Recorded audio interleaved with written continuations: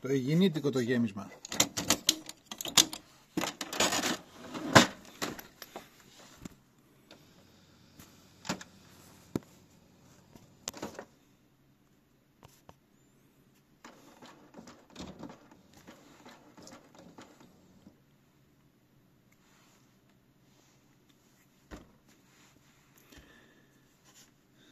Support δεν λέει ότι έχει χαλάσει.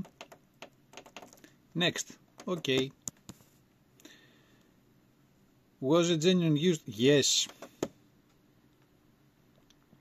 Support για το color. Okay. Πατήστε το ανάποδο τρίγωνο για να σβήσει. Άμα πάμε παρακάτω το μήνυμα του print, να αλλάξετε. Press OK to disable the function για την ανίχνευση της στάθμης. OK. Η ανίχνευση της στάθμης, πατήστε το ανάποδο τρίγωνο, να το, για 5 δευτερόλεπτα. Το λέει και εδώ. 1, 2, 3, 4. Δεν πρόλαβα το 5. Μπαμ. Πάει. Η διαδικασία για το έγχρωμο ήταν αυτή.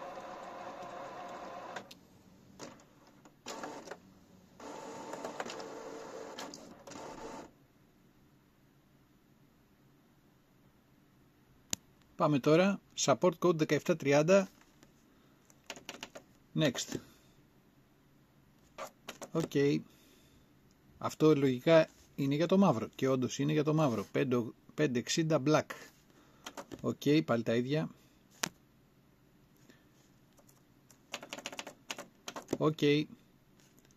1, 2, 3, 4, 5. Είμαστε ακριβώς. Έτοιμος έχει τυπωτήσει. Πάμε να δούμε μενού. Τυπώνει σωστά. Maintenance. Ok. Nozzle check. Ναι. Τύπωσέ το. Πάμε.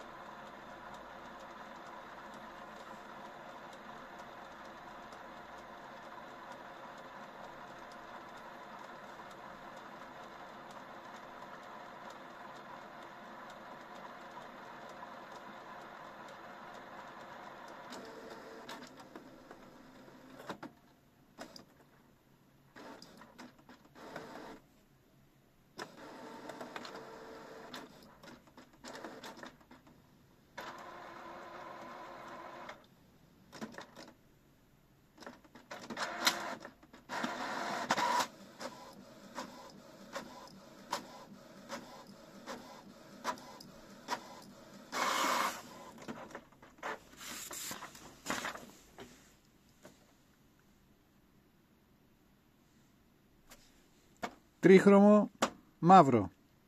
Δεν υπάρχει κανένα πρόβλημα.